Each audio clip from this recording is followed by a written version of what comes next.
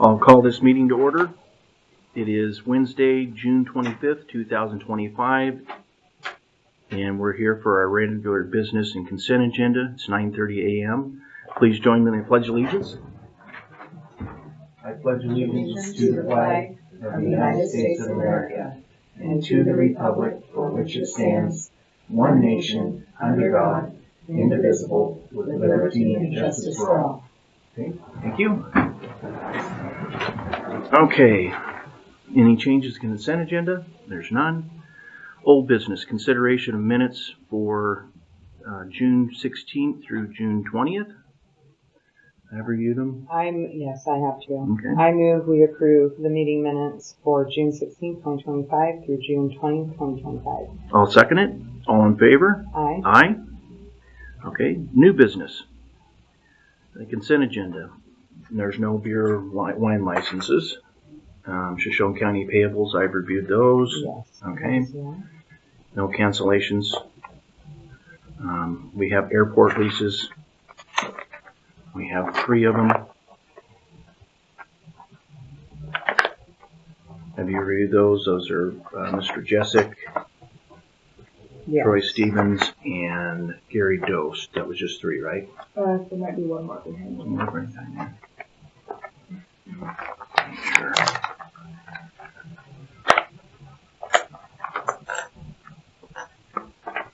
Okay, there's 4. And Michael Jensen. Okay, so we have Ron Jessic, Trey Stevens, Randy Cluse, Gary Dose, we got 5, and Michael Jensen. Okay, review those. Yes. Okay. All right. Where's my calendar here?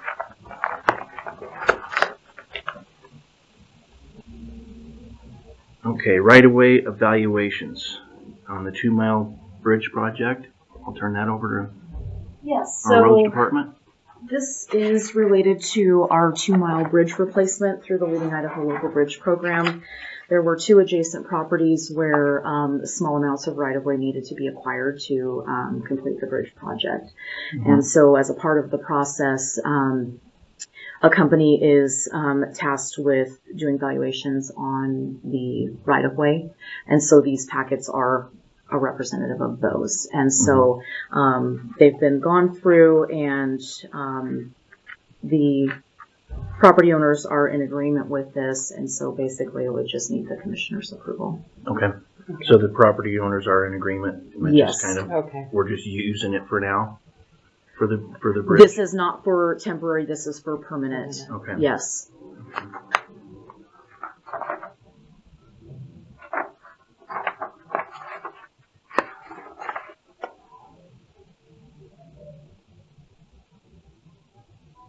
Okay.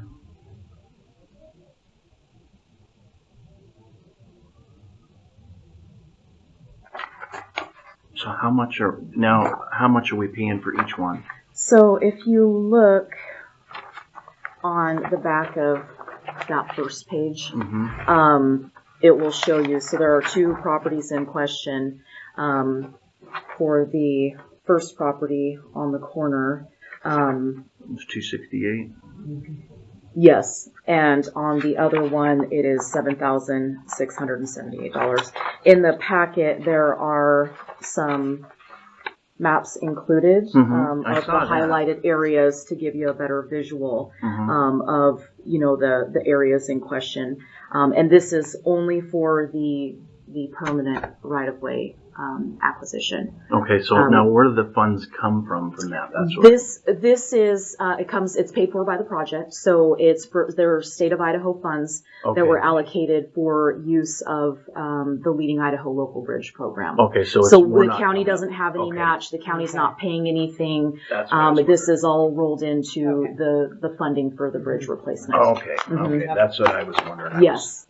concerned about is where we're coming. Yeah, we haven't had to do one of these for permanent acquisition No. since we've all, been in the roles Yeah, we're I've in. never- So, yeah. Yeah, that's what I was just wondering is where I saw the amount of money and I was like, well, Where's that coming from? where's it coming yeah, from? So, sure. okay. All right. I'm okay with that. So I would entertain a motion to, Okay. I move to approve the consent agenda as listed. okay, all in favor? Or I'll second it. All in favor? Aye. Aye. Okay. Public comment. I'll start.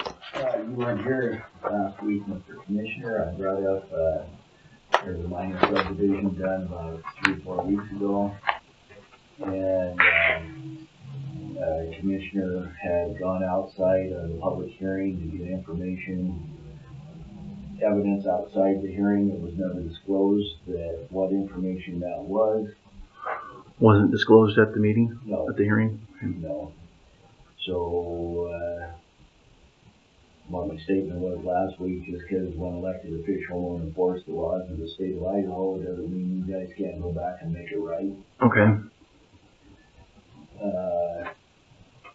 Next one is I have a statement we are going to have to answer. Who's invited to meetings? Can any county employee come to the meeting, just walk off the street and come in, or what? Because there's employees that come to meetings, the meeting's not about anything good. So, I mean, if it's good for one, then I'd hate to see the roads department start all coming in here to our meetings. I understand what you're saying. And I also have one, I got a call about a blight that was turned in weeks ago, or a long time ago, but it was trying to find out where it was in the process and has nothing back on information on what's going on with his complaint. And that should be through planning and zoning. I believe so. Again, it'd be nice if planning and zoning would put a number on these blights and actually do a report to you guys and tell you where it is in the process. Okay. So everybody knows where it is. The people that filed it, you guys know, but you don't know who it is. Mm-hmm. Exactly. Okay. Thank you. All right. Thank you. Thanks, Commissioner. State your name. Justin Nagel Okay. from Kootenai County, Okay. and I drove up here with some concerns about your sheriff's office and the Idaho State Police. Essentially, and I'll send this information to you, I didn't have time to email it to you, the Idaho State Police with upcoming DUI emphasis patrols, they flat out fabricate investigations. I have the emails going back and forth with the lieutenants and the captains down there stating that specific incident was with the city of Post Falls, that he was pulling people over out in almost to Spirit Lake, out by Twin Lakes, way outside the city jurisdiction.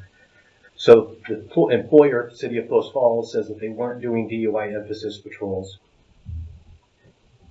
Gave me his work schedule, so because that's public records, you know. And the answer from the Idaho State Police was that they were conducting DUI emphasis patrols. The specific incident is a little more important because I had turned that officer in, stalking the juvenile that he was pulling over, and then I caught him pulling the kid over. So the Idaho State Police is covering for the 100% illegal activities of the guy's name is Kyle Fritz. And they're making up investigations to cover his action. And I have that, the emails and everything's documented to that. The second one is with your sheriff's office. I think you have some internal problems with stealing of firearms. Years ago, I dropped a firearm. There's a little bit more to this, which I've turned to other law enforcement agencies. And I knew that your department wasn't going to take the complaint from me that I had lost a firearm, which is 100% lost property. You write it down, it goes into the recovery system. So I knew to call back, which I finally did this year. And I was talking to your lieutenant over here, and he goes, "Yeah, I see where you called in to report your lost firearm. We never assigned an officer to call you back." I said, "Well, you did call me back. I talked to a sergeant, and they said you can't turn the firearm in." So we have the firearm? nobody knows. But the important part is that I called in to file the complaint. I got a call back from your sheriff's office. And then I called back to check up on the complaint because nobody ever called back. You know, they don't follow up on their own complaints. And your lieutenant over here said, "Yeah, I see where you called in. We never had anybody call you back though." So no matter what happened there, I did receive a call from somebody representing your sheriff's office, and it's not logged at the sheriff's office over here, and the firearm was never turned in. So I had to go get its serial number, and your lieutenant was nice enough to take it. But my point is that I was able to turn into other law enforcement agencies that your sheriff's office was conducting those activities. So I don't know if those two things are related, but there's 2 out of 2 incidences that I looked at, and I hit 100% where people are fabricating investigations. So, and I realize the sheriff's office is a different elected official, and I'll follow back up with the lieutenant and Okay. I forget your sheriff's name, but Lindsay. Yes. And so I'll follow up on that. But what I've been bringing up to Kootenai County and Coeur d'Alene City is you can't participate in a program with the Idaho State Police when they're fabricating investigations. You're lowering yourself and your officers' standards down to their standard of making stuff up. I mean, that's a flat out criminal cover-up. And you're supposed to be raising standards when you're working together, not absolutely lowering them. But I have that information documented. Okay. I'll send it to you in an email. Okay. I just didn't have time before I wrote it. Okay. All right. All right. That's it. Thank you very much. Thank you. All right. Thank you. Is there anything else? Anything else? Nope, okay. We're adjourned.